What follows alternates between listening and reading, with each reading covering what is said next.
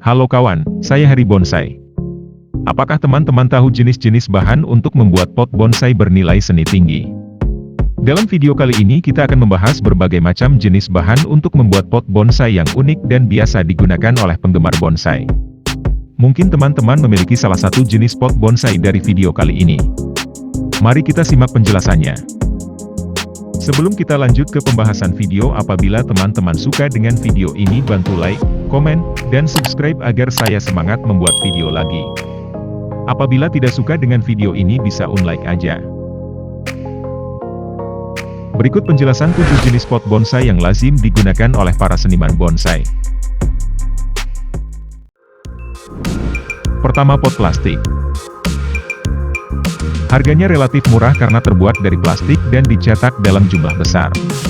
Umumnya tersedia dengan harga yang sedikit murah karena dari bahan daur ulang, suhu pot plastik tidak tentu dan mengikuti cuaca. Memiliki lebih banyak lubang drainase dibandingkan pot tanah liat, keramik, dan beton. Jika lubang resapan kurang, pot plastik bisa ditambahkan dengan mudah menggunakan benda tajam jika diperlukan. Pot plastik ringan dan enteng untuk dibawa kemana-mana. Dan tersedia dalam berbagai bentuk, warna, dan ukuran.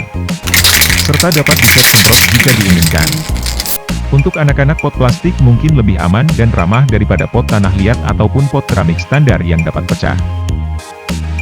Pot plastik adalah bahan bakunya minyak bumi, yang dapat menguras sumber daya alam dan berdampak pada lingkungan kita. Ada juga masalah kesehatan yang terkait dengan beberapa plastik.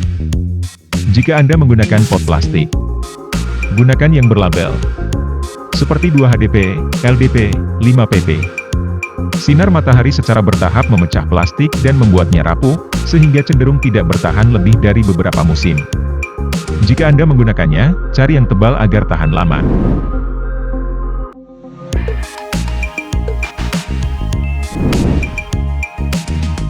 Yang kedua, pot terakota atau tanah liat. Harganya relatif lebih murah karena terbuat dari tanah. Bahan ini umumnya menawarkan opsi yang lebih menarik secara visual dalam hal warna dan desain. Terakota atau tanah liat telah digunakan selama ribuan tahun dan umumnya dianggap sebagai sumber daya yang berkelanjutan, sehingga banyak tersedia berbagai macam bentuk dan ukuran untuk dipilih. Menyediakan drainase yang memadai untuk sebagian besar spesies tanaman. Kamu harus mengebor lubang tambahan di alasnya tanpa merusak pot. Pot terakota cenderung ringan. Pot bahan terakota dapat menahan panas untuk waktu yang lama, sehingga beberapa spesies tanaman mungkin mendapat manfaat dari ini. Campuran media pot bisa menjadi sangat panas dalam posisi cerah, sehingga membunuh mikroorganisme dan membakar akar tanaman. Bahan terakota berpori, sehingga menarik kelembapan dari campuran pot dan lebih cepat kering. Tanaman yang diletakkan di pot terakota membutuhkan penyiraman lebih sering atau membutuhkan perawatan ekstra. Cenderung lebih mudah retak dan pecah apabila terjatuh.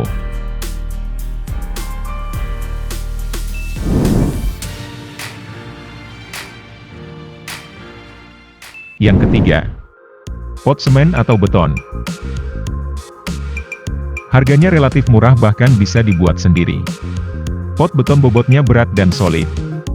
Sangat cocok untuk tanaman yang mudah terpengaruh angin. Penanaman menggunakan pot beton dalam ukuran yang jauh lebih besar cocok untuk pohon besar. Akan tetapi bobot menjadi pertimbangan dalam beberapa situasi.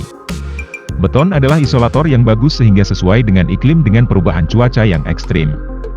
Karena membantu menyangga tanaman dan tanah dari suhu yang tidak menentu. Beton bisa keropos sehingga perlu dilumasi dengan cat anti-alkali. Dan harus dirawat dengan benar untuk menghindari dampak alkali dari tanah. Pot beton mengandung kapur yang sangat tinggi yang beracun bagi banyak tanaman. Oleh karena itu sebelum dipakai, sirami pot secara menyeluruh beberapa kali dan biarkan air mengalir keluar agar sisa kapur hilang.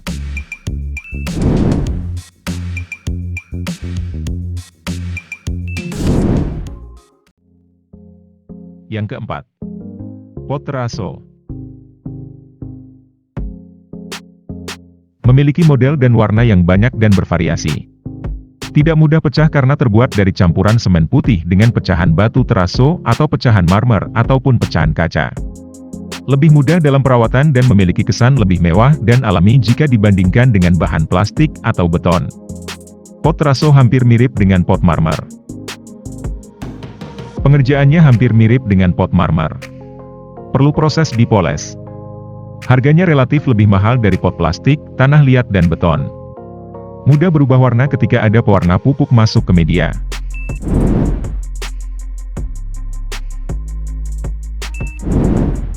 Yang kelima, pot keramik.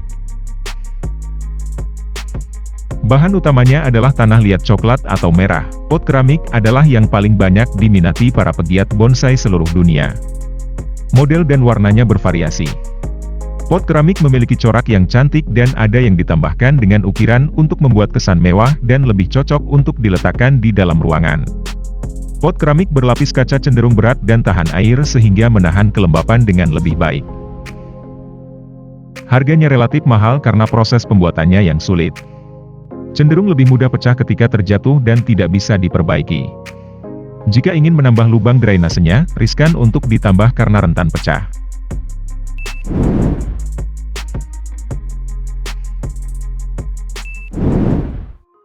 Yang keenam, pot batu kali. Tidak mudah pecah meski kena benturan atau terjatuh. Mudah didapat. Model dan motifnya lebih natural. Lebih awet dan tahan terhadap suhu dan cuaca ekstrim. Harganya relatif mahal karena perlu diukir atau dipahat yang memakan waktu yang lama. Teksturnya agak kasar. Bobotnya yang sangat berat sehingga kurang diminati oleh pegiat bonsai.